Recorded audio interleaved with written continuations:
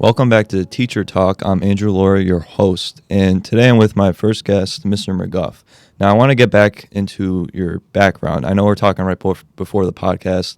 You were an elementary teacher in the beginning in this district, Cromwell. I want to get into that, how you progressed and where you are now. Okay, yeah. So I did start out in elementary. I started in 1997.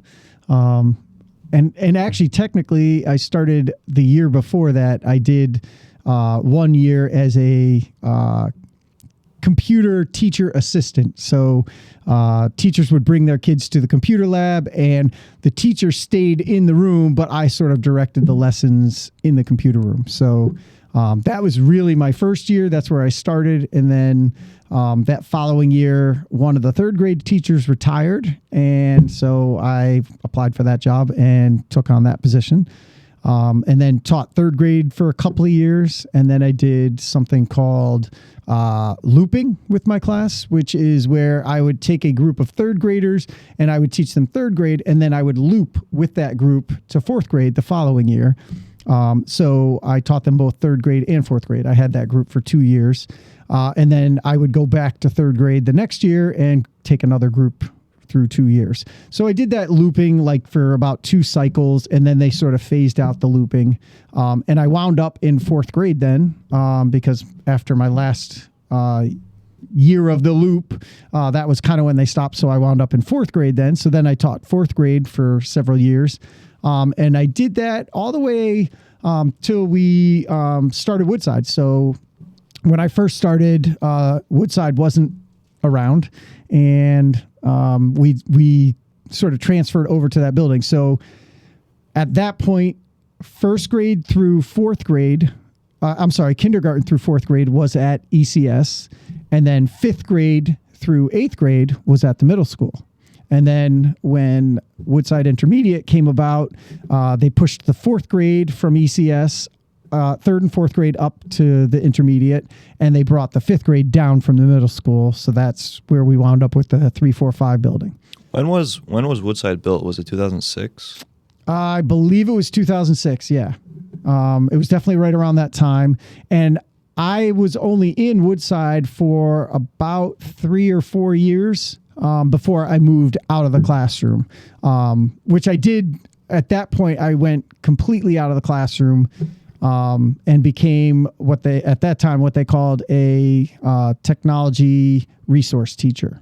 So basically my role at that point was to work with teachers all around the district. So I kind of bounced to all the buildings at that point, and I would assist teachers with incorporating technology into their lessons. I would do technology training, all that kind of stuff.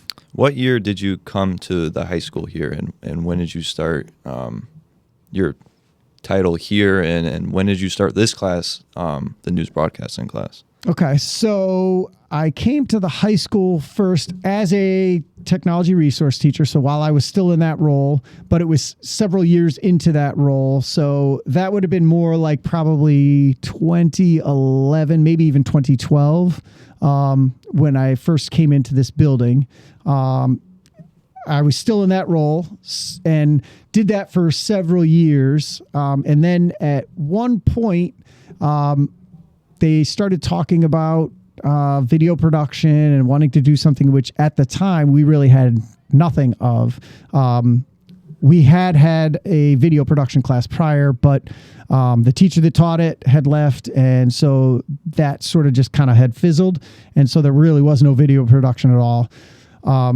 They wanted to do a production. They were having a basketball alumni game where they were bringing back alumni from, the 60s, the 70s. So, this was going to be a big thing. And so they were trying to get a video produced. They wanted to live stream it and have this video. And there was really nobody to go to. So they had come to me and asked if I could do that. And I was like, sure, absolutely. So we went around and got a group of kids together that would be interested in being part of that. And I kind of pulled Miss B into that as well.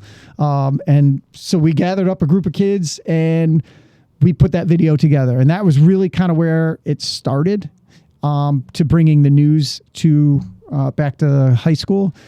We produced that video, and then that group of kids kind of wanted to do more. And so for the rest of that year, we kind of ran it like a club, and we came up with a way to sort of bring it in that way. So it was, well, it really wasn't a class yet. It was just a club. It was a group of kids that kind of wanted to do that. And so that's how we got it here. When did you move the classroom or turn it into a class and move it into this actual studio? Because I know this wasn't always here, or was a long time ago with the original class. But when did you bring the class into this location? So it would have been that following year, which I'm going to say was probably 2015 or 2016.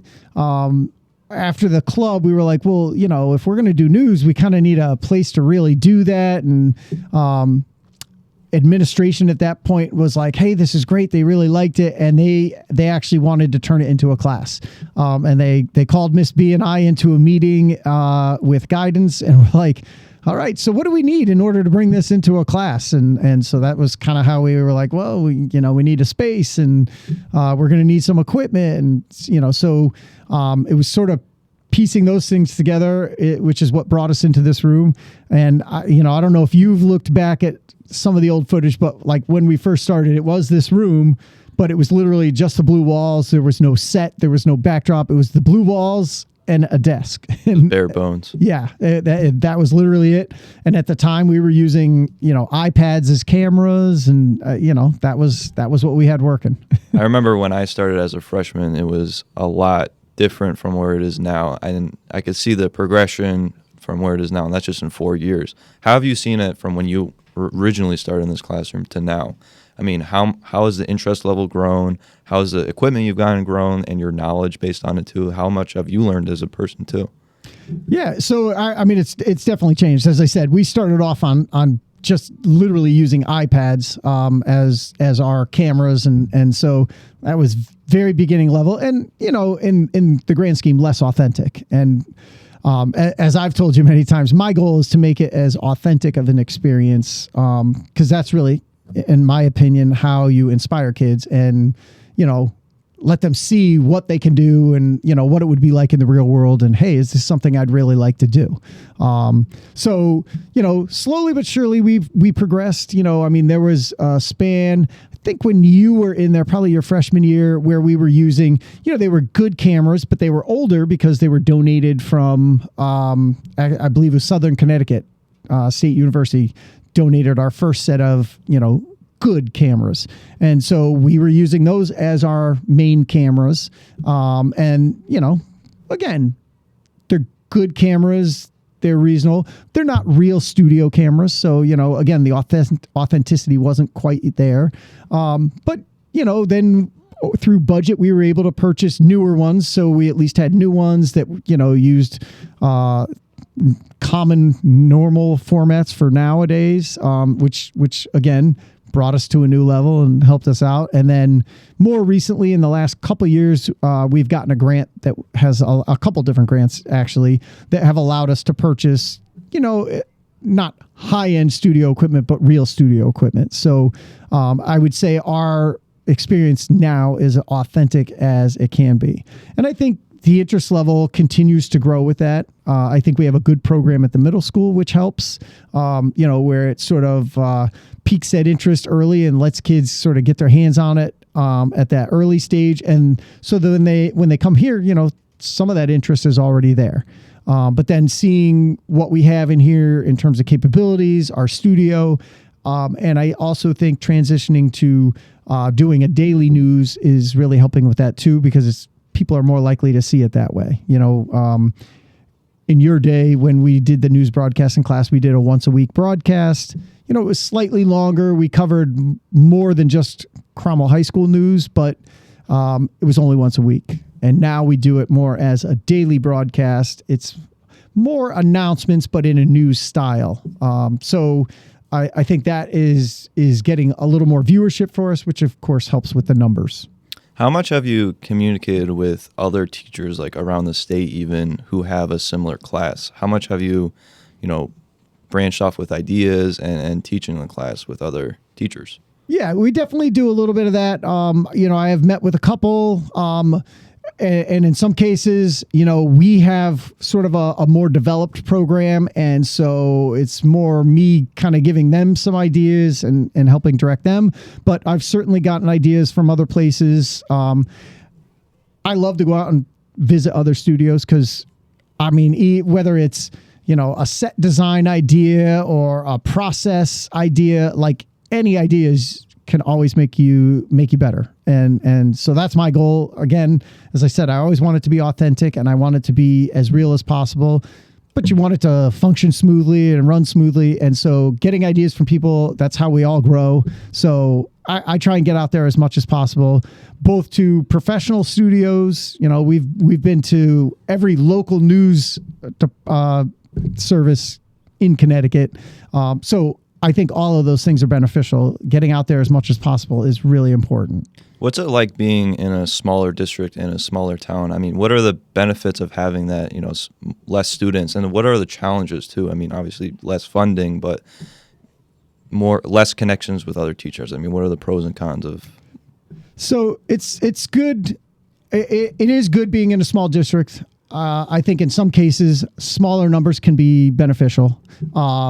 As long as you have enough roles, like for a TV studio, you have to have enough people to kind of fill the roles. And, it's hard to have one person running from cameras to the switcher to, doing everything themselves. So, that can be tough.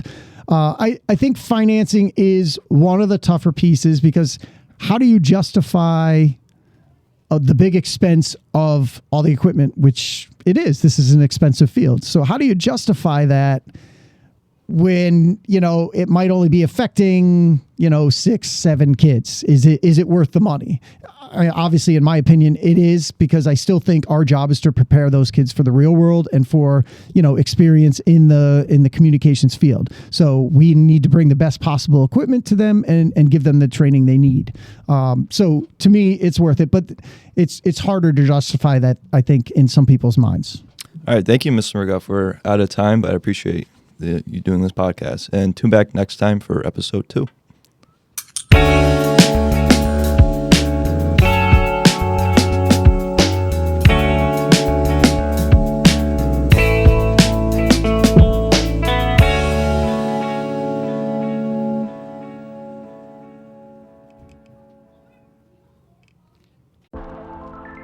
Students looking for a fun activity after school, look no further than Robotics Club. Test your engineering skills and participate in fun teamwork challenges. Plus, the team you'll become a part of travels around the state for competitions. That's right, Robotics Club is just like a sport with local and state championships. Whether you're looking for an exciting way to spend your Tuesday afternoons or want to become an engineer in the future, Robotics Club is for you.